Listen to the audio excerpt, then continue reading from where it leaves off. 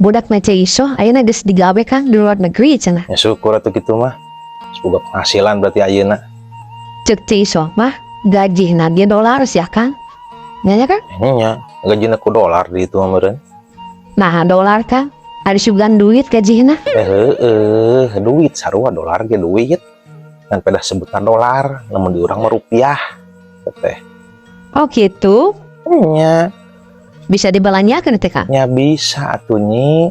Nah, lamun balanya di urang kudu ditukerkeun heula kana rupiah gitu. Emangna sabaraha mau ditukerkeun ka rupiah Kang? Mun teu salah mah hiji USD teh kana 15 ribuan lah. Nah, USD kan dolar kan? Nya USD teh mata uang luar negeri gitu. Oh gitu Kang. Gede berarti Kangnya. Hiji USD 15.000. Kumaha mau hiji USMP mun Kangnya? Badak urang.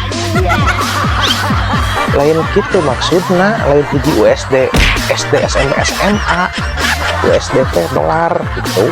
Yang lamun USD sakitu berarti USMP badak gitu kan? Ting ah, meureun kita ngaya.